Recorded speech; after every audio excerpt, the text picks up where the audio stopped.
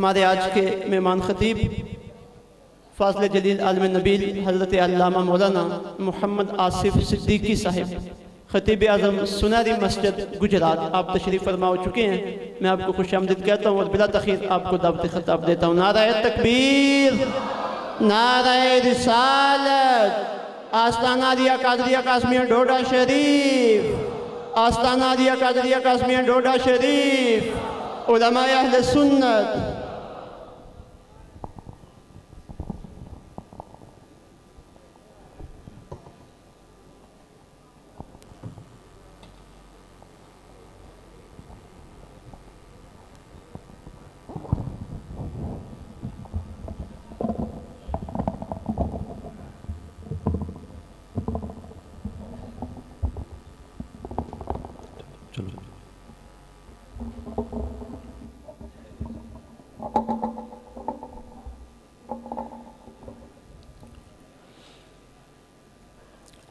बिस्मिल्लाहिर्रहमानिर्रहीम। अल्हम्दुलिल्लाहि वकफ़ा वस्सलातु वस्सलामु अला अशरफिल अंबिया अल्लज़ी काना नबिय्यम व आदमु बैनत्तीन वल मा व अला आलिहि व अस्हाबिहि उलिस्सिद्क़ि वस्सफ़ा। अम्मा बाद फ़अऊज़ु बिल्लाहि मिनश शैतानिर रजीम। बिस्मिल्लाहिर्रहमानिर्रहीम। इन्नद्दीना इंदल्लाहिल इस्लाम। सदक़ल्लाहु मौलानल अज़ीम। इन्नल्लाहा व मलाइकतहु युसल्लूना अलन नबी या अय्युहल्लज़ीना आमनू सल्लू अलैहि व सल्लिमू तस्लीमा।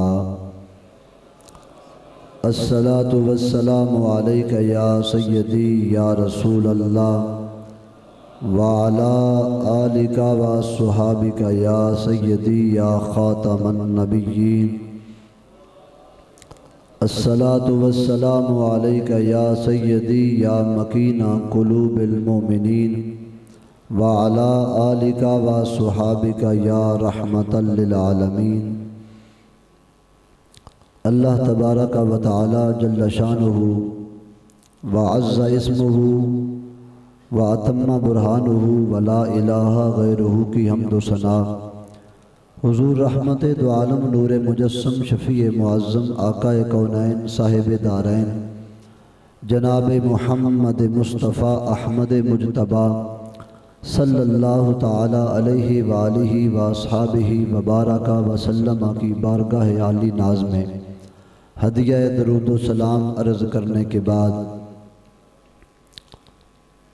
इंतहाई काबिल एहतराम वाजिब ताज़ीम सादात उलमाए कराम, नात खानान शीरी ज़ुबान, कुर्रा हज़रात व दीगर अहबाब तरीक़त वाबस्तगान आस्ताना आलिया डोडा शरीफ और मोहतरम ख़वातीन, अस्सलामु अलैकुम व रहमतुल्लाहि व बरकातुहू। आज के ख़िताब के लिए बरादर मुकर्रम फ़ख्रुल उलमा हज़रत अल्लामा मौलाना मोहम्मद अब्दुल रशीद उवैसी साहिब ज़ीदा मजदूहू, आपका ख़िताब था। यहाँ मैं आपके हुक्म की बजावरी करते हुए यहाँ हाज़िरी का शरफ़ पा रहा हूँ।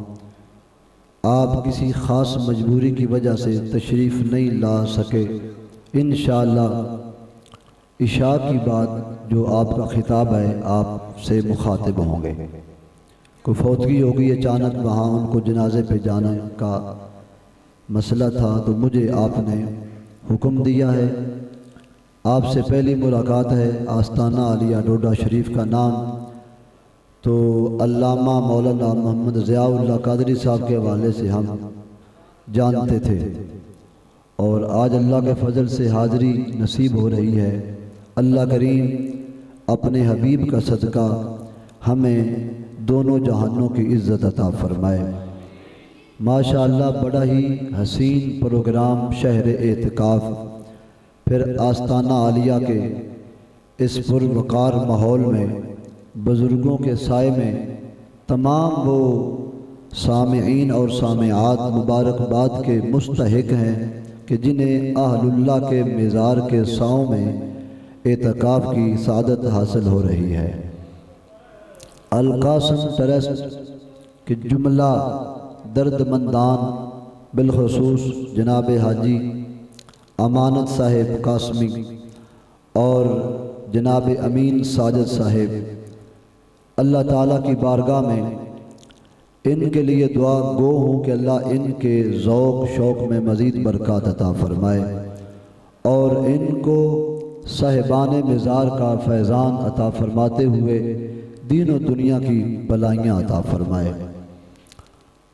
कुरान शरीफ से एक आयत करीमा तिलावत की है जिसमें अल्लाह ताला ने इरशाद फरमाया, इन्नद्दीना इंदल्लाहिल इस्लाम, बेशक अल्लाह ताला के नज़दीक पसंदीदा दीन इस्लाम ही है।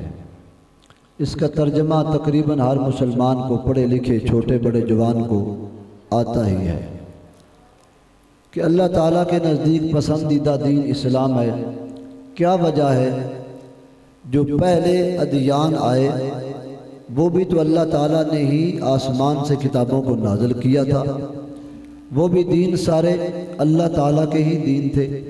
लेकिन अल्लाह ताला ने जो मकाम और रिफ़त दीन मुस्तफ़ा को अता फरमाई है, पहले दीनों में से किसी में ये नज़र नहीं आती। सहाबा कराम अलैहिम रिदवान खुद इसकी तफसीर करते हैं, फरमाते हैं कि वजह यह है कि इस दीन के बकिया अदियान पर बुलंद बाला होने की, कि पहले अदियानों में जब नबी कोई दीन लेके आते उनकी ज़िंदगी तक वो दीन फैलता रहता। जब अल्लाह के नबी का आखिरी वक़्त ज़हरी एतबार से आ जाता, दुनिया से रुखसत फरमाते, तो उनके बाद उनके दीन की तजवीज़ व इशाअत सिलसिला ख़त्म हो जाता, तबलीग ना होती। और दीन मुस्तफ़ा सल्लल्लाहु अलैहि वसल्लम का इम्तियाज़ ये है कि आका करीम अलैहिस्सलातु वस्सलाम का ऐलान नबुव्वत वाला ज़माना, ये लफ्ज़ ज़रा थोड़े से काबिल गौर हैं, ऐलान नबुव्वत वाला ज़माना थोड़ा सा है, 23 साल का वो कुल अरसा है जिसमें करीम आका अलैहिस्सलाम ने सबसे बड़ा दीन, सबसे बड़ी किताब और सबसे बड़ी उम्मत तक वो पैगाम पहुँचाना था। रसूलुल्लाह सल्लल्लाहु अलैहि वसल्लम ने थोड़े वक़्त में बहुत ज़्यादा काम कर लिया है। किताबों को पढ़िए, तफसीरों को पढ़िए, अहादीस मुबारका का मुताला करिए तो पता चलता है कि पहले नबियों की उम्रें ज़्यादा, उनकी तबलीग का काम थोड़ा, लेकिन मोहम्मद मुस्तफ़ा अहमद मुजतबा सल्लल्लाहु अलैहि वसल्लम की ज़ाहिरी उम्र ऐलान नबुव्वत वाली वो थोड़ी है, लेकिन पूरी रुए ज़मीन पर आपका कलमा आज भी जारी और सारी नज़र आ रहा है।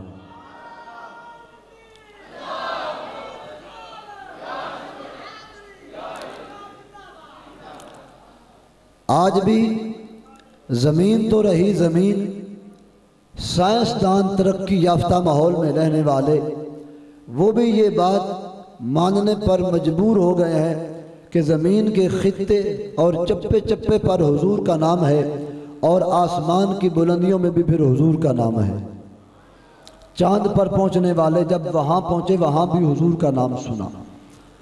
तो दीन इस्लाम की ये अज़मत है कि ये नबी अलैहिस्सलाम के ज़ाहिरी विसाल कर लेने के बाद ये बिल्कुल उसी तरह फैल रहा है। हुजूर की उम्मत के उलमा इस दीन को आज और क़यामत तक ये फैलाते रहेंगे और दीन फैलता रहेगा। और मुफ्ती अहमद यार खान नईमी रहमतुल्लाह ताला अलैह ने इरशाद फरमाया है कि अल्लाह ताला ने दीन इस्लाम को पसंद किया है, क़यामत तक के लिए इस्लाम के सिवा किसी से कोई दीन कबूल नहीं किया जाएगा और इस्लाम को छोड़ के अगर कोई नेकी करेगा तो उसकी नेकी मंजूर नहीं होगी।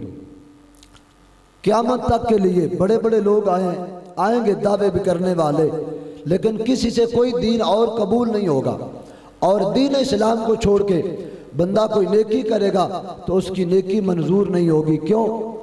इस वास्ते एक बंदा कलमा नहीं पढ़ता, खैरात बड़ी करता है, सदका तो बड़ा देता है, हुस्न अखलाक बड़े रखता है, खिदमत खल्क बड़ी बड़ी दूर दराज तक करता है। तो इस्लाम का ये उसूल हमें हर वक्त समझा रहा है कि उसके ना अखलाक पर नज़र करो, ना उसके मालो ज़र पे नज़र करो। क्यों कि उसको तो फ़ायदा नहीं हो रहा, और उसके मुकाबले में एक वो इंसान जो बड़ा कमज़ोर इंसान है और जो 1 रुपया अपनी हलाल की कमाई से अल्लाह के रास्ते में खर्च करता है, उसकी करोड़ों अरबों की जायदाद उसको फ़ायदा नहीं देगी, और इस मुसलमान का 1 रुपया इसको बेशुमार फ़ायदा अता कर देता है। वजह क्या है? यही वजह है कि दीन इस्लाम के साए में उसने ये मामलात किए हैं। अब आइए, दीन इस्लाम के मुख्तलिफ पहलू हैं, हकूक़ुल इबाद भी हैं और हकूक़ुल्लाह भी हैं, रोज़मर्रा के मसाइल भी हैं, पाकी पलीतीदे मसाइल भी हैं, नमाज रोज़ा हज ज़कात के मसाइल भी हैं। बेशुमार मसाइल का हामिल दीन इस्लाम है, जो उसके मानने वाले उन पर अमल भी करते हुए नज़र आते हैं और काम करने वाले कामयाबियाँ भी ले रहे हैं। मैं आज की इस मुख्तसर नशिस्त में सिर्फ़ एक हदीस पाक बयान करूँगा, जिसमें हमारे लिए, मेरे लिए और आपके लिए इस्लाह के कुछ पहलू होंगे, और हो सकता है कि वो बातें सुन के हमारे अंदर कुछ खराबियां हों, हम उन खराबियों को दूर करने वाले हो जाएं। माहौल बड़ा पुरवकार है, और फिर बुज़ुर्गों का साया भी है, मिज़ार शरीफ वाले, उनकी शफ़क़तें भी हैं। आओ एक हदीस पाक, सिर्फ उम्मीद की जाएगी ये एक हदीस पाक ही अपनी आखिरी मंजिल तक हमें ले जाएगी। हदीस पाक हज़रत सैयदना अबू हुरैरा रज़ी अल्लाह ताला अन्हु रिवायत करते हैं। जामे तिरमिज़ी शरीफ में ये हदीस पाक आती है। नबी करीम अलैहिस्सलाम ने इरशाद फरमाया कि एक मुसलमान के दूसरे मुसलमान पर 6 हकूक़ हैं। वैसे तो बड़े हकूक़ हैं, पड़ोसी के पड़ोसी पर हकूक़ हैं, रिश्तेदार के रिश्तेदार पर, बाप के औलाद पर, औलाद के बाप पर, ये मुख्तलिफ़ किस्म के हकूक़ की एक लंबी दास्तान है, सारे तो बयान नहीं होंगे। एक हदीस पाक में रसूल पाक ने 6 हकूक़ों को बयान किया है, और ये हकूक़ आज हमने देखने हैं। क्या मैं और आप इनकी कितनी अदायगी का इंतज़ाम कर रहे हैं, और कितना हम इनको अदा करने में कामयाब हैं, और कितनी हमें नाकामी है। आइए हदीस पाक सुनते हैं। नाम अबू हुरैरा रावी हैं, किताब का नाम जामे तिरमिज़ी शरीफ है। हज़रत अबू हुरैरा रज़ी अल्लाह ताला अन्हु इरशाद फरमाते हैं, रसूलुल्लाह सल्लल्लाहु अलैहि वसल्लम ने इरशाद फरमाया कि एक मुसलमान का दूसरे मुसलमान पर यह हक है कि जब उस मुसलमान को छींक आए तो उसकी छींक को सुनकर वो भी एक कलिमा तय्यबा, कलमा तारीफिया अपनी ज़बान से अदा करे, और सुनने वाला भी उसको बेहतरीन अल्फाज के साथ जवाब दे। वो कौन से अल्फाज हैं? जिस बंदे को छींक आए वो कौन से अल्फाज अपनी ज़बान से अदा करे? हदीस शरीफ में आता है, रसूलुल्लाह सल्लल्लाहु अलैहि वसल्लम ने इरशाद फरमाया, जब बंदे को छींक आए तो वो कहे अल्हम्दुलिल्लाह। क्या कहे? सब मिलके जवाब दे दो, अल्हम्दुलिल्लाह। वो बंदा जिसको छींक आई है वो ये जुमला कहे। अब काबिल गौर ये बात है कि ये जुमला क्यों रखा गया है, और भी बेशुमार अल्लाह ताला के तारीफ़ी कलिमात हैं, सुबहान अल्लाह है, अल्लाहु अकबर है, उसके बेशुमार सिफाती नाम हैं, उनमें से कोई नाम क्यों नहीं लिया गया? अल्हम्दुलिल्लाह क्यों ये रखा गया है कि जब छींक आए तो छींकने वाला बंदा अल्हम्दुलिल्लाह कहे? मुफस्सिरीन ने इसका जवाब दिया है कि अल्लाह ताला ने जब एक हज़रत इंसान को तख्लीक किया, वो पहले इंसान हज़रत आदम अलैहिस्सलाम, जब आपकी तख्लीक हो गई, आदम अलैहिस्सलाम का वजूद मुक़द्दस तैयार हो गया, फरिश्तों को बताया कि ये मेरा नायब है, मेरा खलीफा है ज़मीन में। फरिश्तों ने आगे से इतराज़ किया, और अल्लाह ताला ने आदम अलैहिस्सलाम के वजूद में अपनी रूह से रूह फूंकी, वनफ़ख़्तु फ़ीहि मिन रूही।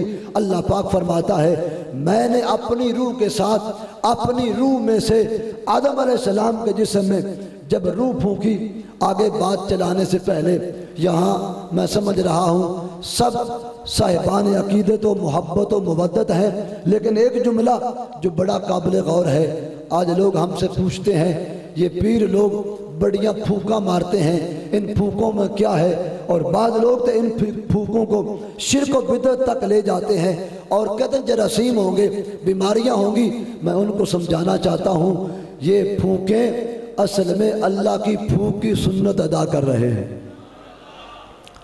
सबसे पहले फूंक मारने वाली ज़ात बारी ताला है। कुरान शरीफ फरमाता है अल्लाह ताला ने खुद आदम अलैहिस्सलाम के वजूद में रूह के फूंक से रूह को दाखिल किया।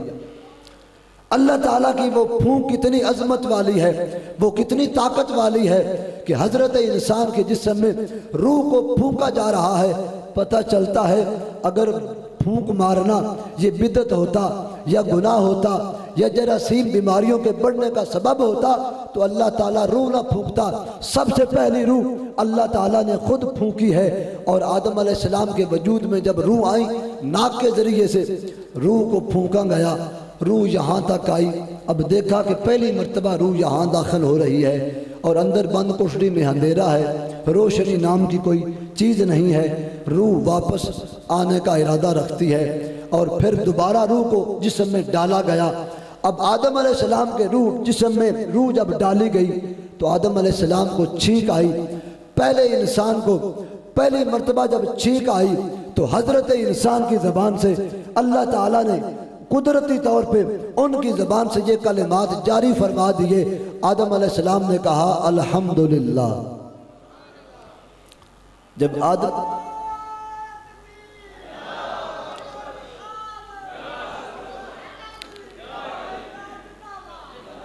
आदम अलैहिस्सलाम ने कहा अल्हम्दुलिल्लाह, अल्लाह ताला ने फरिश्तों की तरफ वही फरमाई, ऐ फरिश्तों, जिस इंसान के बारे तुम कल तक ये कह रहे थे कि ये इंसान फसाद करने वाला होगा, ये झगड़ालू होगा, खून रेजियां करेगा, सुनो उसका ये पहला कलमा कितना हसीन कलमा है कि उसका पहला कलमा अभी इंसान पढ़ा नहीं, अभी इंसान किसी मदरसा में दाखिल नहीं हुआ, यूनिवर्सिटी में गया नहीं, किसी उस्ताद के पास गया नहीं। हजरत इंसान ने जब बोलने का आगाज किया, जब बोलना शुरू किया तो पहले कलिमात अल्लाह की तारीफ वाले कलिमात उसकी ज़बान से अदा हुए। अब फरिश्ते शशदर हैं, हैरान हैं कि ये इंसान जिसकी अजमत को हम नहीं जानते थे, उस इंसान ने इतनी अल्लाह की तारीफ कर दी है और इतने हसीन जुमलों में अल्लाह की तारीफ की है। फरिश्तों के सामने आदम अलैहिस्सलाम ने कहा अल्हम्दुलिल्लाह। अल्लाह करीम ने फरिश्तों को वही फरमाई, ऐ फरिश्तों, अब तुम आदम अलैहिस्सलाम के ये कलिमात तारीफिया सुन के उनके बदले में यूं कहो यरहमुकल्लाह। आदम अलैहिस्सलाम ने कहा अल्हम्दुलिल्लाह, फरिश्तों ने कहा यरहमुकल्लाह। और फिर आदम अलैहिस्सलाम ने दोबारा उनको ये इरशाद फरमाया यहदीकुमुल्लाह। अल्लाह ताला को ये जुमले इतने पसंद आ गए, अल्लाह ताला ने फरमाया मेरे प्यारे आदम, जब से ये तुमने कलिमात अदा किए हैं हमने तुम्हारी सुन्नत को क़यामत तक के लिए आपकी उम्मत में जारी फरमा दिया है, आपकी औलाद में जारी कर दिया गया है। दूसरा फ़र्क मुफस्सिर कुरान मुफ्ती आमद यार खान साहब नईमी रहमतुल्लाह ताला अलैह आप फरमाते हैं कि हज़रत इंसान ने जब कलाम का आगाज़ किया, जब ज़बान खोली, अपनी ज़बान से कुछ कलिमात अदा किए तो वो ये कलिमे थे अल्हम्दुलिल्लाह रब्बिल आलमीन। अल्लाह ताला ने अपनी किताब मुक़द्दस किताब ला रैब कुरान मजीद, इसकी जो सबसे बड़ी और उम्दा मानी के एतबार से उम्मुल किताब सूरत है, उम्मुल कुरान सूरत है, सूरह फातिहा, अल्लाह ने उसकी इब्तदा भी इसी कलमे से शुरू फरमा दी।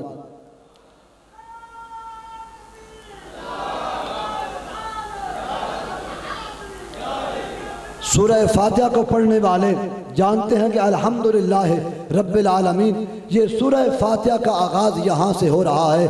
और अल्लाह ताला ने पहले इंसान के वो कलिमात को जब सुना, वो तारीफ इतनी पसंद आई, अल्लाह ताला ने अपने कुरान पाक की वो जो मानी के एतबार से उम्मुल किताब सूरह फातिहा है, उसकी इब्तदा भी अल्हम्दुलिल्लाह रब्बिल आलमीन से फरमा दी। तीसरा फ़र्क इस जुमले में ये है, डॉक्टर, हकीम और तबीब कहते हैं कि जब बंदे को छींक आए तो बंदा अपनी छींक को ना रोके, बल्कि जो छींक को रोकने वाला है हो सकता है वो नुकसान के दायरे में चला जाए, उसको बहुत बड़ा नुकसान हो जाए।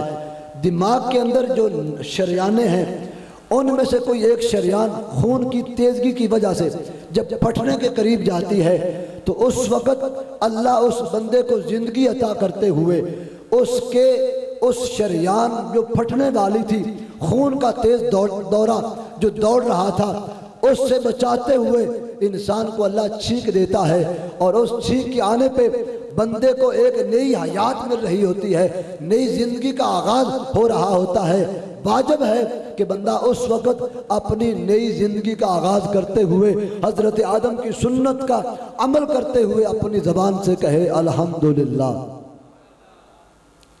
डॉक्टर कहते हैं कि जब बंदे को छींक आए तो बंदा अपनी छींक को ना रोके, अगर रोकेगा तो कोई दिमाग की कोई नाड़ फट गई तो उसकी मौत वाक़या होने का बड़ा कवी अंदेशा है।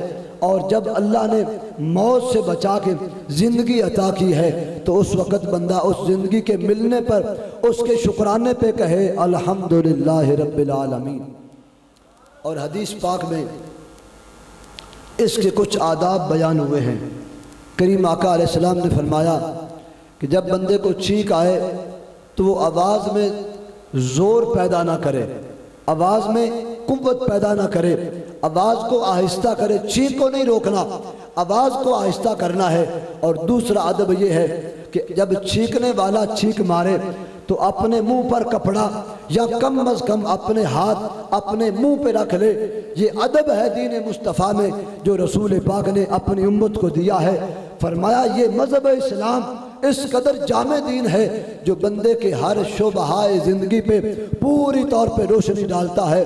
फरमाया जब तुझे छींक आए, ऐन मुमकिन है तेरे मुंह से कोई रतूबत निकले, नाक से कोई ऐसी रतूबत निकले दूसरे बंदे पे गिरे या मुतबर्रक मकाम पर गिरे, उसका बेहतरीन अदब ये है अपना हाथ आगे कर लो या कोई कपड़ा मुंह पर रख लो, पर छींक को ना रोको और छींकने पर कहो अल्हम्दुलिल्लाह। सुनने वाले सुन के उसके जवाब में कहें यरहमुकल्लाह। इसका माना क्या है? अल्हम्दुलिल्लाह, तमाम तारीफ़ें अल्लाह ताला के लिए हैं। यरहमुकल्लाह, ऐ अल्लाह की तारीफ़ करने वाले, अल्लाह फिर तुझ पे रहम करे। अब वो बंदा जिसने छींक लगाई है फिर उस बंदे को दुआ दे और कहे यहदीकुमुल्लाह, अल्लाह तुझे सीधे रास्ते की हिदायत अता करे। आज ये दुआ बहुत बड़ी दुआ है, इसलिए एक बंदा सीधे रास्ते पे नहीं तो वो किसी काम का नहीं है, वो तो जानवरों से भी अबतर है। और एक वो बंदा जो सीधे रास्ते पर है, फरिश्ते उस बंदे पर रश करते हुए नजर आते हैं। ये पहला हक है हदीस पाक में जो एक मुसलमान का दूसरे मुसलमान पे रख दिया। दूसरा हक क्या है? नबी करीम अलैहिस्सलातु वस्सलाम ने इरशाद फरमाया, दूसरा हक मुसलमान का मुसलमान पे ये है कि जब कोई मुसलमान बीमार हो जाए तो ये उसकी तैमारदारी मिजाज पुरसी करे। ये हक है मुसलमान का मुसलमान पर आओ हम जब इस हक को देखते हैं अपने मुआशरे में, सोसाइटी में, तो ये हक भी हमें कुछ थोड़ा सा खराबियों से भरा हुआ नज़र आता है। रसूल पाक ने फरमाया मुसलमान का मुसलमान पर हक है कि जब वो बीमार हो जाए तो उसका पता ले। लेकिन हमारे माशरे में जब कोई बंदा बीमार हो जाता है, रिश्तेदार जाते हैं, दोस्त जाते हैं पता लेने के लिए, तो वो समझते हैं कि जब तक 2-4 पेटियां फ्रूट की हमारे पास ना हो या 2-4-10 हज़ार रुपया हमारे पास ना हो तो हम उसका पता नहीं ले सकते। अगर खाली हाथ जाएंगे तो वो बंदे क्या कहेंगे कि खाली हाथ आ गया है। और फिर ये हक इतनी खराबियों वाला हमने उसको बना दिया है कि फिर वो बंदा जिस पर हक था, आज मैं बीमार हो गया हूँ तो मुझ पर आने वाला बंदा सोचेगा कल फला बंदा मेरी तीमारदारी को आया और वो तो फ्रूट भी लेके आया था, वो तो 2-3 कार्टन जूस के भी लेके आया था, इतने पैसे दे के गया था, अब मैं किस तरह खाली हाथ जाऊं, मेरे पास कोई पैसा वगैरह नहीं। फिर वो इस हक को अदा करने से बंदा गुरेज करता रहता है और वहाँ नहीं जाता। और यहाँ तक कि जो बीमार हुआ था वो ठीक हो गया, वापस पलटा, बरसरे राह मुलाकात हो गई तो कहने लगा जी ओहो अच्छा मुझे पता नहीं चला आप बीमार थे, अब मैं आपका उसूल दिया है। फरमाया जाओ मरीज़ के पास और वहाँ जाकर उसके पास थोड़ी देर बैठो, ज़्यादा बैठने की इजाज़त नहीं है, थोड़ी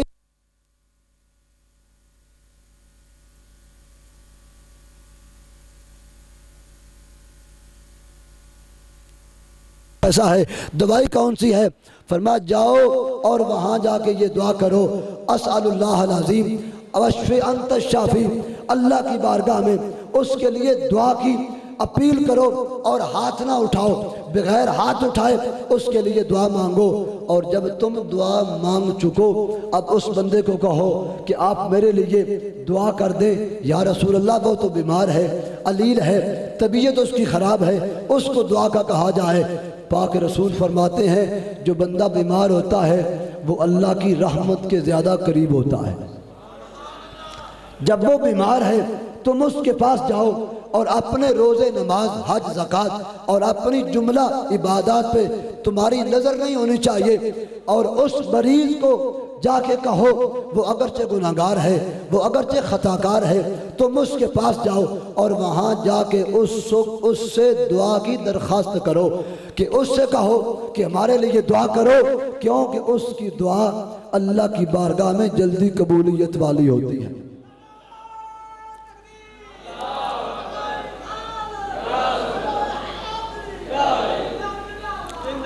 और फिर ये भी नहीं है कि दुआ जिससे करवाई जा रही है वो कोई शख्स जिम्मेदार हो, नेकोकार हो तो फिर उससे ही नहीं। रसूलुल्लाह ने फरमाया है जो बंदा बीमार होता है वो अल्लाह के करीब होता है, जो अल्लाह के करीब हो उसकी दुआ जल्दी जल्दी मंजूर हो जाया करती है। फिर बीमारियों में मुख्तलिफ स्टेज हैं, बाद बीमारियाँ मुख्तसर हैं, बाद बीमारियाँ लंबी हैं, बाद थोड़ी हैं, बाद ज़्यादा हैं। एक बीमारी का नाम लेके तीसरे हक़ की तरफ जाना चाहता हूँ। रसूल पाक अलैहिस्सलातु वस्सलाम की बारगाह में एक बीमारी वो है जिसको हम बुखार कहते हैं। ये बुखार हुजूर नबी करीम अलैहिस्सलातु वस्सलाम की खिदमत में हाज़िर रहा, फ़ैज़ लेता रहा और रसूल पाक ने फरमाया बुखार को बुरा ना कहो, ये जब आता है तो रहमत लेके आता है और जब जाता है बंदे के गुनाह लेके जाता है।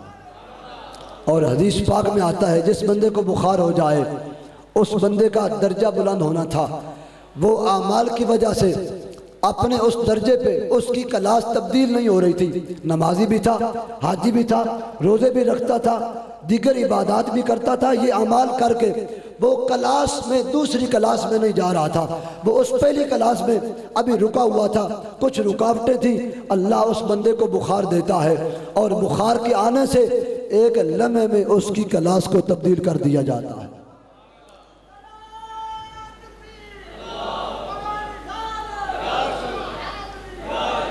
बस बुखार आया, बुखार के आते ही बंदे की तब्दीली हो गई, उसके दर्जे बुलंद हो गए। अब गौर करो, नमाज पढ़ने वाला नमाजी, रोज़ा रखने वाला रोज़ादार, हज करने वाला हाजी, कुरान शरीफ पढ़ने वाला कुरान का कारी और एतकाफ पढ़ने वाले, हर बंदा अपने अपने मामलात में इबादत गुजार रहा था। अल्लाह के यहाँ उस बंदे का नाम कोई दूसरी जमात में लिखा हुआ था, वो उस मंजिल पे जा नहीं रहा था। अल्लाह उस बंदे से प्यार करना चाहता था कि ये उस मकाम पे जाए। अब ये इबादत के ज़रिए या अखलास नहीं या कोई और मामला है, इसकी क्लास तब्दील हो नहीं रही थी। मेरे रब ने उस बंदे को बुखार दे के उसकी क्लास की तब्दीली का सामान पैदा कर दिया है। तो ये दूसरा हक है मुसलमान का मुसलमान पर कि जब वो बीमार हो जाए तो उसकी तीमारदारी करे। तीसरा हक क्या है? नबी करीम अलैहिस्सलातु वस्सलाम इरशाद फरमाते हैं जब कोई मुसलमान फौत हो जाए तो उसका जनाजा पढ़ा करो, ये मुसलमान का मुसलमान पे हक है। जब कोई मुसलमान फौत हो जाए, गैर मुस्लिम का यहाँ नाम नहीं लिया, तखसीस लफ्ज़ों के अंदर उलमा जानते हैं, जब कोई मुसलमान फौत हो जाए तो उसका जनाजा पढ़ना दूसरे मुसलमान पर हक है। और गैर मजहब बद मज़ाहिब का जनाजा पढ़ने का इस्लाम ने कोई हक नहीं रखा कि हक तो मुसलमान का है और ये उसके लिए है, ताज़ीम उसकी की जा रही है कि जिसके सीने में मुस्तफ़ा का कलमा मौजूद है। कलमे के सिवा अगर कोई बंदा मर जाए तो उसका जनाजा नहीं पढ़ा जाएगा। और कलमा भी फिर ये नहीं कि जिस तरह मुनाफिकों ने पढ़ा था अपनी मर्जी का कलमा, या वो कलमा जो बढ़ा घटा दिया जाए, या जिसके मानी और जिसके मतलब में कुछ कमज़ोरियाँ पैदा कर दी जाएं। नहीं, रसूल पाक का फरमान बुखारी शरीफ के अंदर मौजूद है, फरमाया मन काला ला इलाहा इल्लल्लाह दाखिलल जन्ना बिलवाज़िम में ही, जिसने कलमा पढ़ा और कलमे के लवाज़मात को पूरा किया वो फौत हो जाए मुसलमान, तो उसका जनाजा पढ़ना दूसरे मुसलमान पे हक ठहर जाया करता है। अब ये हक भी थोड़ा सा दिगरगूं नज़र आता है कि जनाजा पढ़ने वाले लोग जाते हैं और बाज़ बंदे ऐसे भी होंगे जब जनाजा में शिरकत करते हैं तो बुलंद आवाज़ से आवाज़ें देते हैं, जी सफ़े आगे कर लो, सफ़े पीछे कर लो, अभी ठहर जाओ, 2-3 बंदे आ रहे हैं, जी जब अब शुरू कर दो। इस तरह की आवाज़ें, मकसद उनका क्या होता है कि हमारा पता चल जाए कि फला बंदा भी आया है। जबकि ये सफ़ों का दुरुस्त कराना मुक्तदियों का काम नहीं, ये इमाम साहब का काम है। सफ़बंदी कराना ये इमाम साहब का काम है और लोगों की देखभाल के मुताबिक जनाजा पढ़ाना ये इमाम साहब की जिम्मेदारी है। और मजमे में से बंदे बोलेंगे और कहेंगे जी 2-4 बंदे अभी आ रहे हैं, अच्छा जी शुरू कर दो, अभी ठहर जाओ। इस तरह की आवाज़ें आपको सुनने को मिलती हैं। आओ शहर एतकाफ़ में आज हम अपनी सलाह कर लें। जनाजा पढ़ना ये मुसलमान का मुसलमान पर हक है। जब भी जनाजे के लिए जाओ तो ये नज़रिया लेके मत जाओ आज हम जा रहे हैं, कल वो आएगा और अगर नहीं जाएंगे वो नाराज़ हो जाएगा। अगर कोई बंदा किसी मजबूरी से नहीं भी जाता तो दूसरे को नाराज़ भी नहीं होना चाहिए। इसलिए ये हक है मुसलमान का मुसलमान पर, और इसकी अदायगी का तरीका रसूलुल्लाह ने फरमाया है कि जब जाओ तो सिर्फ दैन और बिरादरी का लेन देन समझ के ना जाओ, बल्कि जनाजा पढ़ते हुए तुम्हारी रज़ा और तुम्हारी नीयत ये होनी चाहिए अल्लाह राज़ी हो जाए, अल्लाह का रसूल राज़ी हो जाए।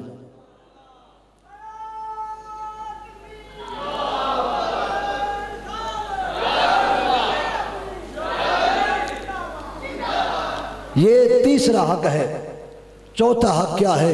रसूल पाक अलैहिस्सलातु वस्सलाम इरशाद फरमाते हैं मुसलमान का मुसलमान पे चौथा हक ये है कि जब वो मुसलमान किसी की दावत करे तो वो उसकी दावत को कबूल कर ले, दावत को ना ठुकराए। अब दावत का ताल्लुक हमेशा हर ज़माने में खुशी के साथ रहा है। सरकार के ज़माने से लेकर आज तक आप भी माशाअल्लाह दावतों पे आते जाते होंगे। दावत का ताल्लुक हमेशा हर ज़माने में खुशी के साथ है। ये जुमले थोड़े से काबिल तवज्जो हैं, आपकी तवज्जो चाह रहा हूँ मैं। इससे अगला मसला जो बयान करने वाला हूँ वो बड़ा अहम है कि शायद कि उतर जाए तेरे दिल में मेरी बात। दावत का ताल्लुक जब खुशी के साथ है तो जब भी दावत होगी, खुशी का कोई मौका होगा तो फिर दावत होगी। और आज किसी के बेटे ने कुरान शरीफ पढ़ लिया है, हाफिज़ कुरान हो गया है, उस मुसलमान के लिए से बड़ी खुशी कोई नहीं हो सकती। आज एक गरीब इंसान है जो मेहनत मजदूरी करके इतने पैसे उसने जमा कर लिए हैं, वो अपने वालिद मोहतरम को हज पे भेज रहा है, उससे इससे बड़ी और कोई खुशी नहीं हो सकती। कर्जे के जब भी दावत होगी इसके पीछे कोई खुशी का मौका होगा तब दावत होगी। और दावत गम के मौका पर, बोलिए, गम के मौका पर दावत कभी भी नहीं होती। दावत का ताल्लुक हमेशा हर ज़माने में खुशी के साथ रहा है। लेकिन यहाँ थोड़ी सी बात मैं समझाना चाहता हूँ। हमारे यहाँ खुशी के भी मौके मुतअय्यन हैं और गम के मौके भी हम उनको जानते हैं। ज़िंदगी में खुशी के मौके कितने हैं? अच्छा 2-4 गिन लेते हैं। किसी के यहाँ अल्लाह ताला बेटा अता फरमा दे तो उसके लिए बड़ी खुशी है। 10-15 साल हो गए, औलाद नहीं हो रही, किसी अहलुल्लाह के मज़ार पे हाज़िरी दी, दुआ मांगी कि मियाँ बीवी ठीक ठाक है, डॉक्टरी नुक्स है कोई ना, लेकिन औलाद नहीं हो रही। किसी अल्लाह वाले ने दम कर दिया, तवीज़ दे दिया, किसी साहिब मज़ार ने तवज्जो फरमा दी तो अल्लाह ने औलाद अता फरमा दी। 10-12 साल के बाद जिस मियाँ बीवी को औलाद मिलती है, उनकी खुशी की इंतहा फिर नहीं रहती, बड़ी उनको खुशी होती है। अच्छा, फिर औलाद अल्लाह ने दे दी है, औलाद नेक साले है, आज औलाद की शादी का मौका है तो वालिदैन रिश्तेदार बड़े खुश होते हैं, दावत वलीमा होती है, बच्चे की दावत हकीका होती है, और फिर बहुत बड़ी खुशी कायनात में मिलाद शरीफ के महीने में 12 रबीउल अव्वल की खुशी है, और भी बेशुमार खुशियां हैं। अब ज़रा गम का भी जायज़ा लें कि हमारे यहाँ जो गम का मौका है, वो बड़े से बड़ा जो गम है वो ये है कि जब कोई बंदा फौत हो जाए तो ये गम का मौका है। इसको सोज के नाम से, सो के नाम से याद किया गया है। और ये आप जानते हैं कि हमारे माशरे में हर वक्त होता रहता है, जो बंदा दुनिया में आया है उसका फौत होना लाजम है, उसको मौत का आना ज़रूरी है। वो मौत आती रहती है, बंदे फौत होते रहते हैं, लेकिन हमारे यहाँ ये एक गलत रवाज बन गया है कि हमने दावत के मौके को कभी देखा नहीं कि ये दावत खुशी का मौका है और गम के मौका पर दावत होती नहीं है। अब ज़रा एक लम्हे के लिए ये चौथा हक उसकी तरफ ज़रा चलिए कि जो नमाज जनाजा का हक है। तीसरा, हमारे यहाँ जब जनाजा पढ़ लिया जाता है, जनाजा पढ़ लेने के बाद बड़ी माजरत के साथ उलमाए किराम, मेरा सर का ताज है, मैं दिल आज़ारी के लिए नहीं अपनी इस्लाह के लिए बात कर रहा हूँ। हमारे यहाँ जनाजा पढ़ लेने के बाद एक 5वीं तकबीर है, जब तक वो 5वीं तकबीर मुकम्मल ना हो ले उस वक्त तक दुआ नहीं मांगी जाती। वो 5वीं तकबीर कौन सी तकबीर है, आप हर एक की तवज्जो चाहता हूँ। हमने वो लाजम कर रखी है, वो 5वीं तकबीर। अच्छा, नमाज जनाजा की कितनी तकबीरें हैं जी? मैं सबसे पूछ रहा हूँ। नमाज जनाजा की 4 तकबीरें हैं, और वो 5वीं तकबीर फिर कौन सी है? आप हैरान हो गए, अभी आपको समझ आने वाली वो 5वीं तकबीर। वो 5वीं तकबीर जो हमने शामिल कर ली है, जिसके बगैर हमारा जनाजा मुकम्मल नहीं होता। अगर कोई वो 5वीं तकबीर अदा ना करे, हम उस पर खफा भी हो जाते हैं, नाराज भी हो जाते हैं। वो कौन सी 5वीं तकबीर है? आओ नौजवानों, बुजुर्गों, मोहतरम साथियों, वो 5वीं तकबीर जो हमने शामिल कर ली है, वो जनाजा पढ़ने के बाद ये ऐलान है कि जनाब रोटी खाए बगैर कोई बंदा ना जाए। तवज्जो है ना? ये ऐलान सुनते हो? आज के बाद फिर ये ऐलान नहीं सुनना चाहिए। मैं इस पर पूरी वजाहत करना चाहता हूँ। सुनिए, सूफिया ने लिखा है, फरमाते हैं कि उस वक़्त तो रोटी के करने का मुनासिब ऐलान ही नहीं, मैयत सामने पड़ी है और अब भी तुम्हें खाने पीने का चक्कर पड़ा हुआ है। अगर खुदा दिल अता करे जिंदा, ये जिंदा दिल हो, इसकी आंखें अल्लाह रोशन कर दे, इसके कान सुनने वाले हो जाए, तो रसूलुल्लाह सल्लल्लाहु अलैहि वसल्लम फरमाते हैं जब मुर्दे के सामने इस तरह की बात की जाए, वो जिस गज़ब और दर्द से बोलता है, रसूल पाक फरमाते हैं इस इंसान और जिन के सिवा अल्लाह की सारी मखलूक उसकी आवाज़ को सुनती है। और हम जनाजा पढ़ने के बाद ये ऐलान कर रहे होते हैं जी रोटी खा दे बगैर कोई ना जाए, मेहमान सारे खाना खा के जाएं, और रोटी ज़रूर ऐलान होता है। और मुर्दे के सामने ये ऐलान करना, ये मुर्दे की इंसल्ट है, मुर्दे की तौहीन कर रहे होते हैं हम उस वक्त। हमने कभी सोचा कि चौधरी साहब का बेटा फौत हो गया है, अब वहाँ ये ऐलान कि रोटी खा के जाओ। अरे रोटी तो बंदा खा के ही जाया करता है, रोटी से आज तक कोई भूखा नहीं मरा। पर ऐलान की मुनासिबत क्या है कि यहाँ तो सरापा गम और सरापा सो का मौका है, और सो के मौके पर रोटियाँ नहीं खाई जाती, दुआएं दी जाती हैं। और मैं ये आपसे तमन्ना रखूँगा और उम्मीद भी रखूँगा कि ये मसला सुन लेने के बाद हम पूरी जिम्मेदारी अदा करते हुए ये हम अपना फर्जी मनसबी अदा करेंगे कि नमाज जनाजा के बाद ये रोटियों के ऐलान हम ना करेंगे और ना करने देंगे। अच्छा, कोई बंदा ये चाहता है कि उसके किसी दोस्त की मैयत जा रही हो, कोई बंदा आके उसकी तौहीन कर दे? कोई बंदा भी ये नहीं चाहता कि किसी के दोस्त की मैयत की तौहीन की जाए, वो तो काबिल इज्जत होता है। लेकिन ये जुमले जब हम बोलते हैं कि रोटी खाई जाए, उस वक़्त मैयत की तौहीन हो रही होती है, उस वक़्त मैयत की तौहीन की जा रही होती है। दाता अली हुजवेरी रहमतुल्लाह ताला अलैह लिखते हैं, अगर बंदा उस वक़्त वो कान जो दिल वाले कान हैं, वो आँखें जो दिल की आँखें हैं, उन आँखों से उन कानों से उस मैयत की आवाज़ को सुने तो फिर सारी उम्र खाना खाना छोड़ दे। जिस अंदाज से मैयत बोल रहा होता है कि अब भी तुम्हें खाने की ज़रूरत है, अरे इस्लाम ने तो कहा कि दावत का मौका खुशी के साथ है और यहाँ मैयत है और मैयत के मरने पे दावतें नहीं किए जाती, उनके लिए इसाले सवाब किया जाता है। और फिर यहाँ कौड़े बट्टे का जो सिलसिला है, पहले दिन की रोटी, दूसरे दिन या तीसरे दिन कुल शरीफ का खाना, इसके बारे में भी वजाहत करूँगा कि ये कैसा है और किसके लिए है। कौड़े बट्टे की रोटी जो पहले दिन की रोटी होती है, वो अगर मैयत के तरके से पकाई जाए, वो जो बंदा फौत हुआ है उसकी औलाद अगर सब नाबालिग है, तो फिर उसके माल से अगर वो रोटी पकाई गई तो सब के लिए खाना, वो खाना हराम हो गया है। वजह क्या है? वो यतीम बच्चे थे, नाबालिग थे, वो उस माल से खर्च करने का तसर्रुफ नहीं रखते थे, और जब उस माल से खाना पकाया गया, अब वो माल खाना हर एक के लिए हराम हो गया।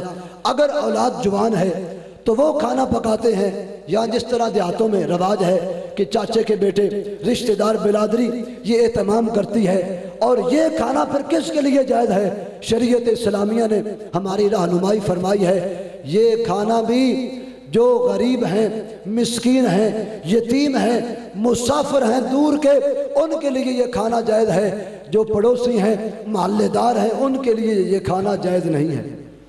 जबकि हम देखते हैं कि बड़े बड़े रुआसा, बड़े बड़े अमीर लोग कुल पढ़ने के बाद रोटी खा रहे होते हैं। अभी रोटी खाते हुए उम्रें गुजर गई, और ये हमें समझना होगा कब खाना है और कहाँ खाना है। अब ये ना समझना ये कोई दूसरे तबके का मौलवी है। मैं खुद साहिब सिलसिला हूँ, सियाल शरीफ के पीरों का खादिम हूँ। हज़रत अल्लामा मौलाना मोहम्मद आरिफ सियालवी सुनहरी मस्जिद जिनके नाम से मशहूर है, और जिनके नक्शे औकात गुजरात ज़िला में यहाँ भी लगे होंगे, मशहूर हैं। मैं उस मस्जिद का खतीब हूँ, वो मेरे मुर्शिद करीम हैं, खुद साहिब सिलसिला हूँ, और मुफ्ती अहमद यार खान तक मेरी सनद हदीस जाती है। सनद हदीस मेरी मुफ्ती अहमद यार खान के पास जाती है। इस दरगाह मुक़द्दसा के मुहिब्बों में मैं भी शामिल हूँ। आओ, लेकिन हक की बात जो है वो किए बगैर हम जाने वाले नहीं हैं।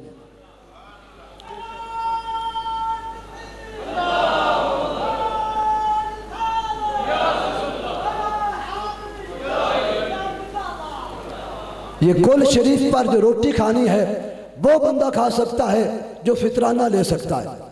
अब कल चौधरी साहब खाते होंगे, आप देखना क्यों फितराना दो तो फिर नहीं लेते, फिर कहते हैं जी सदका है।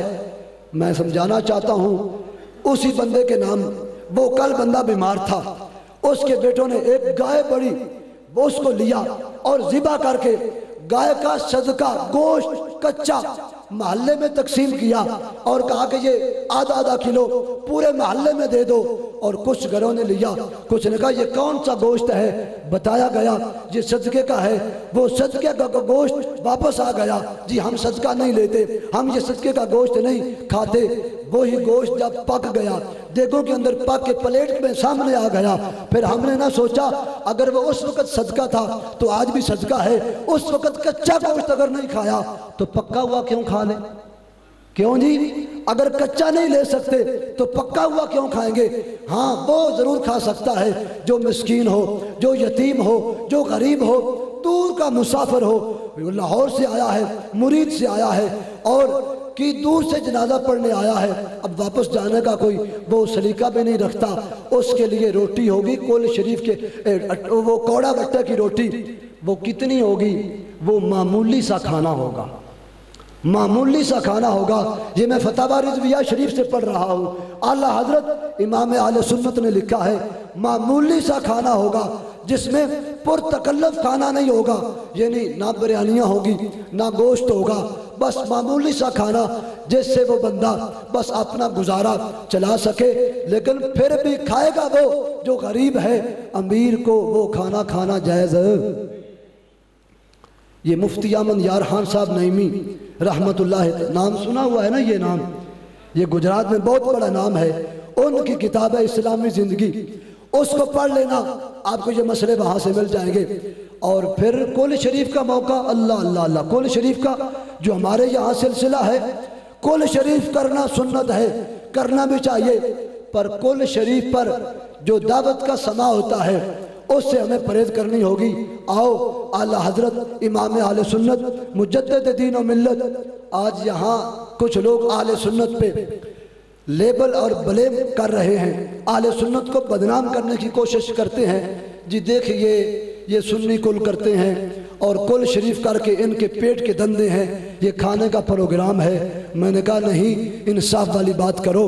जब तुम्हारे यहाँ भी मेहमान आते हैं, पहले दिन, दूसरे दिन, तीसरे दिन खाना तुम भी देते हो, खाना हम भी देते हैं, बस फर्क इतना है तुम बगैर दुआ के खाना देते हो, हम ख़त्म पढ़ के खाना देते हैं।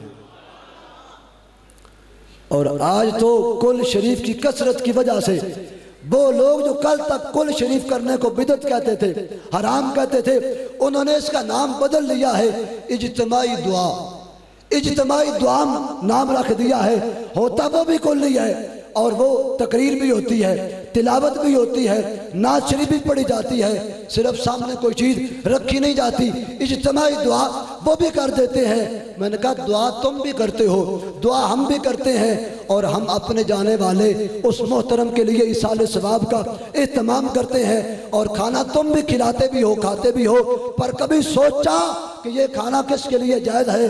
आओ बरेली के ताजदार आले सुन्नत के इमाम हजरत मौलाना अशाह इमाम अहमद रजा खां फाजिल बरेलवी रहमतुल्लाह ताला अलैह ने लिखा है फतवा रिज़विया शरीफ में, फरमाते हैं जो बंदा कुल शरीफ की रोटी रग़बत के साथ खाता है, जुमले काबिल गौर हैं, सुन्नियों के इमाम लिख रहे हैं, जो कुल का खाना रग़बत समझते हो, बड़े शौक के साथ, यानी आज कुल है किसी जगह पे, तो मैं सुबह 9 बजे खैर से जाग गया हूँ, मेरे घर वाले कहते हैं नाश्ता कर लो, तो मैं कहता हूँ रहने दो, अभी कुल शरीफ पे जाना है, वहाँ जाके खाऊंगा।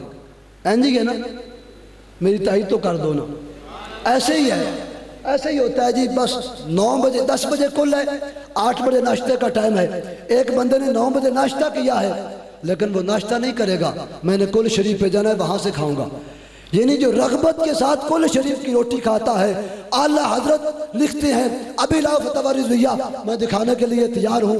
आला हजरत फरमाते हैं जो कुल की रोटी रग़बत से खाए उसका दिल मुर्दा हो जाता है, फिर उसका दिल मुर्दा हो जाता है, फिर तमीज़ नहीं रहती, अच्छे बुरे की तमीज़ नहीं रहती, वो हंसने उसने अखलाक से बंदा फिर गिरी हुई बातें कर जाता है। मेरे मोहतरम भाइयों, नौजवान साथियों और मोहतरम बुजुर्गों, मैं अर्ज़ ये कर रहा हूँ कि ये कुल का मौका, और तीसरे दिन और पहला दिन, दूसरा दिन ये मैयत के यहाँ ये 100 के दिन है।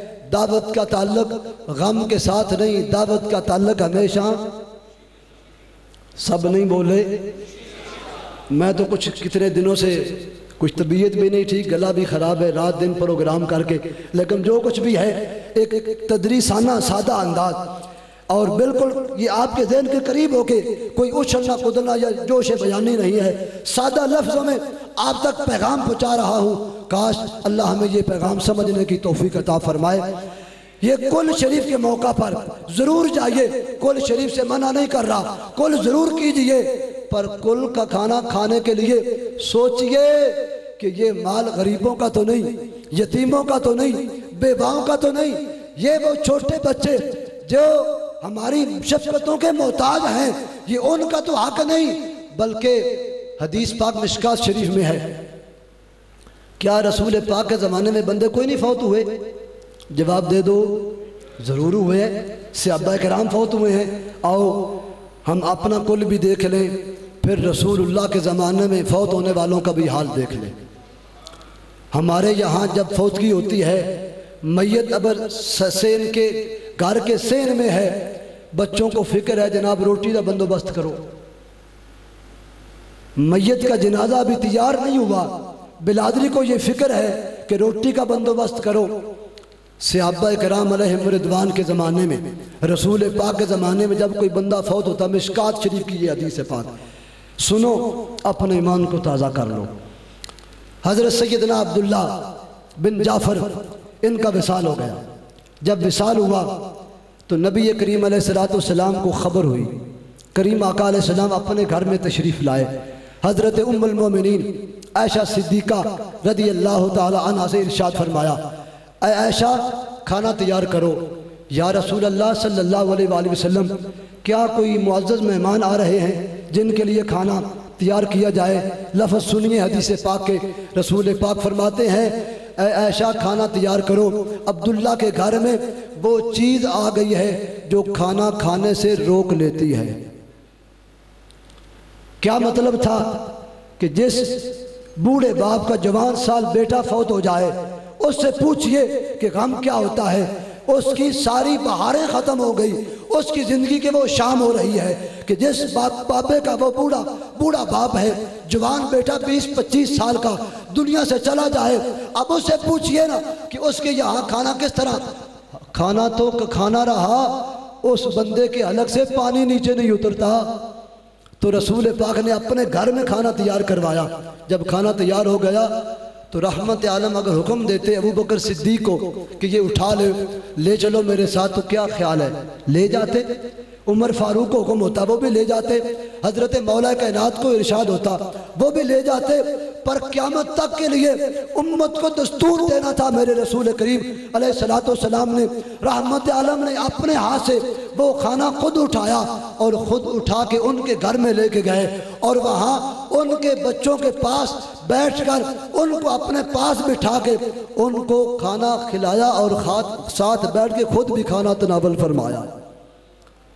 और कहाँ ये तरीका कि अपने घर से ले जाओ, वहाँ उन्हें कुछ दे के आओ, और कहाँ ये तरीका कि वहाँ जाकर खाओ। हमें अल्लाह समझ की तौफीक अता फरमाए। इसलिए ये दावत का मौका नहीं, ये गम का मौका है। और दावत का ताल्लुक हमेशा, बोलिए, ये सिर्फ तकरीर नहीं, ये दरस हो रहा है, और दरस में बगैर बोले बात आगे चल नहीं सकती।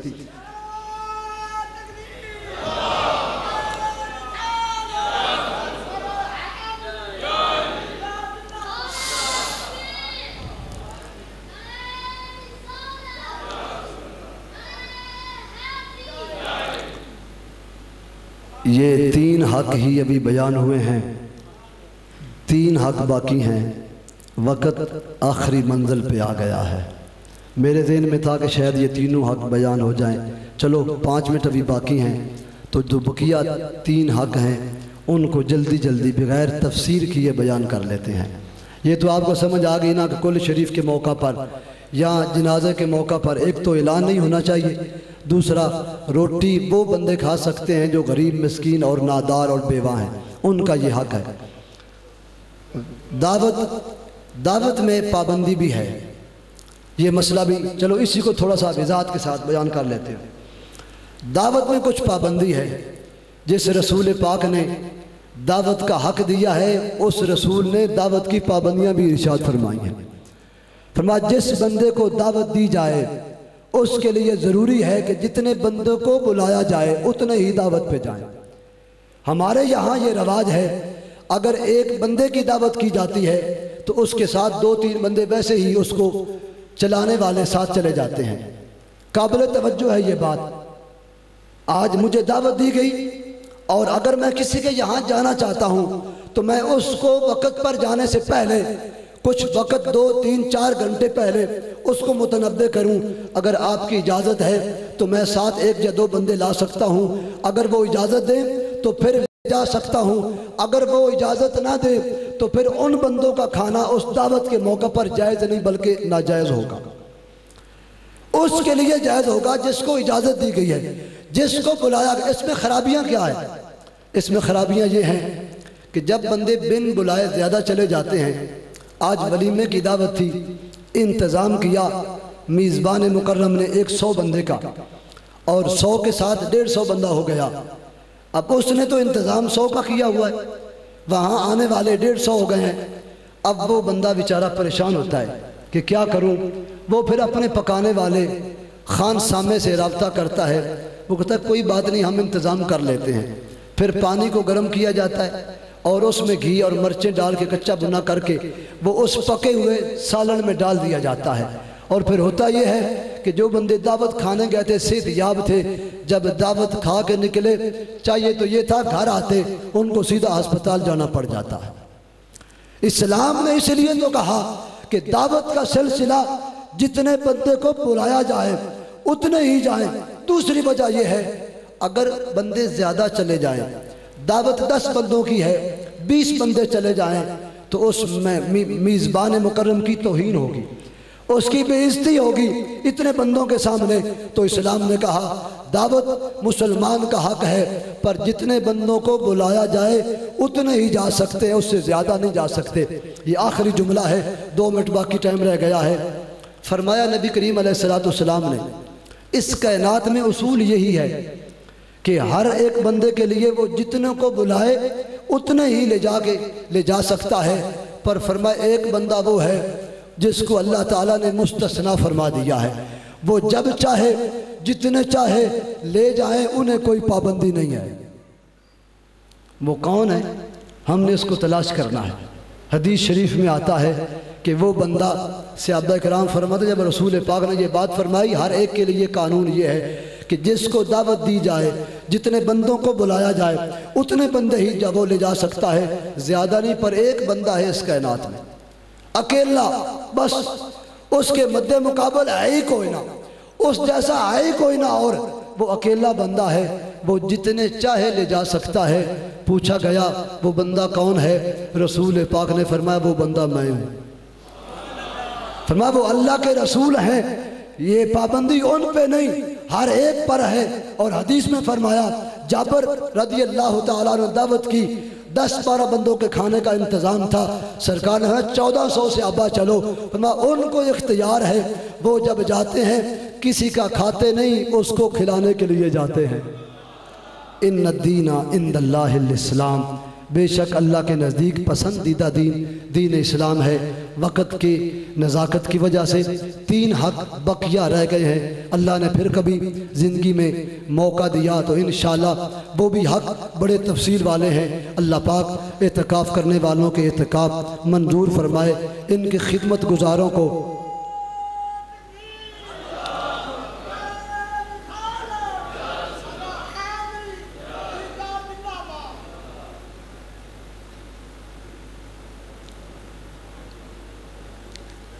माशाअल्लाह। इस सवाल आए जी।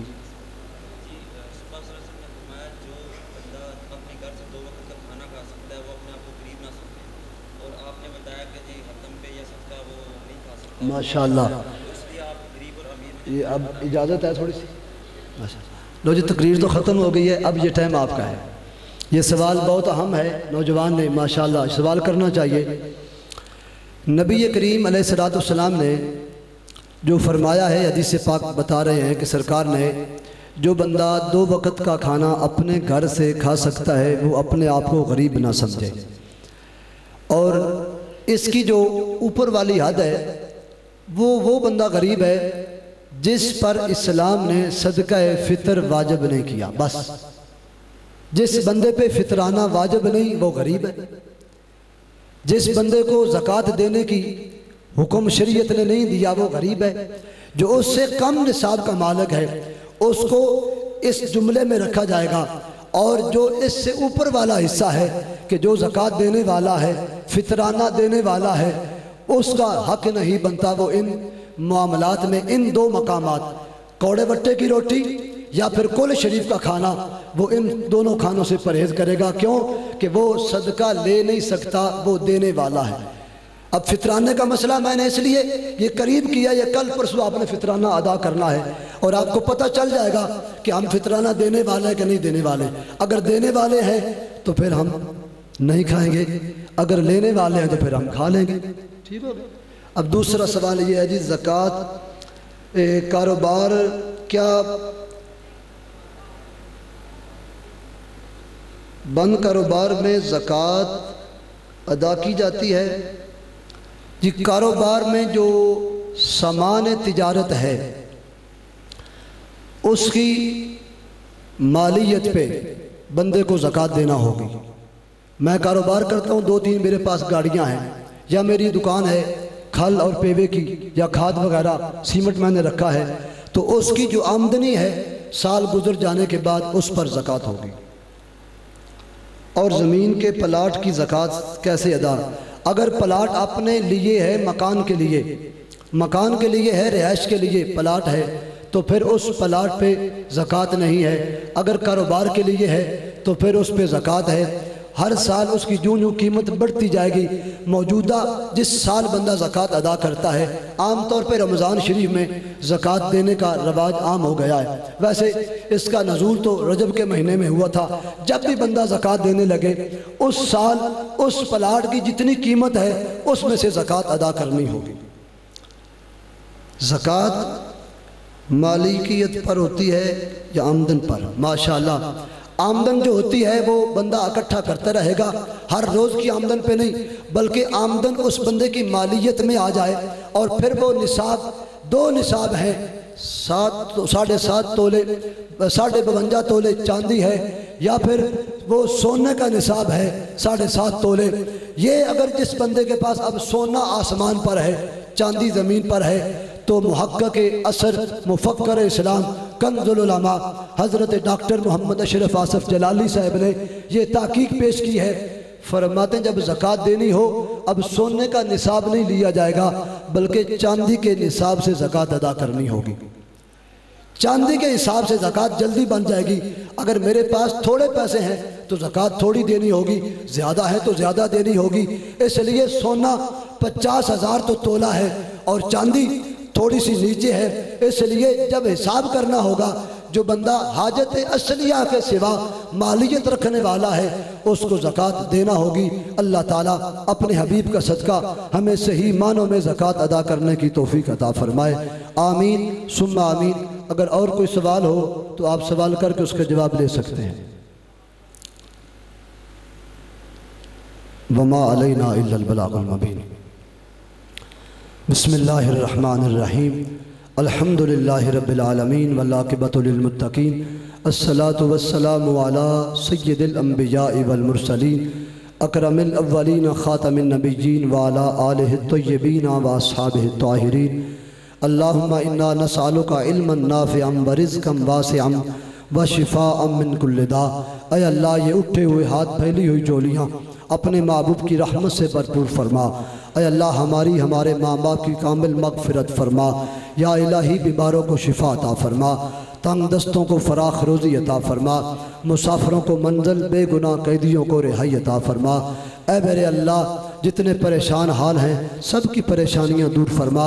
जो तेरे बंदे तेरे बरगुज़ीदा बंदों के बिजार के साए में इत्काफ़ बैठे, अल्लाह इनकी इबादत का एक एक लम्हा अपनी बारगाह में कबूल फरमा। या इलाही, इत्काफ़ का नूर अता फरमा, रोज़ेदारों के रोज़े मंजूर फरमा, नमाजियों की नमाज़ों को कबूल फरमा, इत्काफ़ करने वालों के इत्काफ़ कबूल हो जाएँ। ऐ अल्लाह, इस दरगाह मुक़द्दसा के तमाम खादिमीन, अल्लाह सब को जज़ाए खैर अता फरमा। अल्लाह, पीर साहिब आप डोडा शरीफ, आपका फैज़ान पूरी दुनिया में आम कर दे। ऐ अल्लाह, अपने हबीब का सदका हमें दीन और दुनिया की तमाम भलाइयाँ अता फरमा, शान वाली ज़िंदगी, ईमान वाली मौत अता फरमा। या इलाही, 27वां रोज़ा, फिर रमज़ान शरीफ का महीना, गर्मी का ये मौसम, ऐ अल्लाह, इस मौसम में तेरे बंदे तेरी रज़ा के लिए इत्काफ़ बैठे हैं। ऐ अल्लाह, इनके इत्काफ़ों का सदका हमें गुनाहों से मुआफ़ी अता फरमा। ऐ अल्लाह आइंदा नेकी करने की तौफीक अता फरमा। या अल्लाह इस दरगाह मुक़द्दसा को ता क़याम क़यामत तरक्की और बरकतें अता फरमा। इनके जुमला मुआमिनीन, मुरीदीन, मुहिब्बीन, महबूबीन अल्लाह सब को खैरियत अता फरमा। अल्लाहुम्मा इन्ना नस्अलुका फ़िअल खैरात व तर्कल मुनकिरात व हुब्बल मसाकीन। ऐ अल्लाह बच्चे बूढ़े जवान दुआ में शामिल हैं, ख़वातीन भी दुआ में शामिल हैं। अल्लाह सब की जायज़ मुरादें पूरी फरमा। बच्चों को इल्म नाफ़े अता फरमा। जवानों की उम्र को खैर वाली कर दे। बुज़ुर्गों की उम्र में बरकतें अता फरमा। या अल्लाह जिस तरह रमज़ान शरीफ में इबादत का शौक़ अता फरमाया है, तादम ज़ीस्त इबादत की तौफीक अता फरमा। ऐ अल्लाह इबादत जहाँ करे वहाँ इबादत के साथ साथ दरूद शरीफ की हम वक़्त कसरत करते रहने की तौफीक अता फरमा। सल्लल्लाहु ताला अला हबीबिही सय्यदना मुहम्मदिन व अला आलिहि व अस्हाबिही अजमाइन।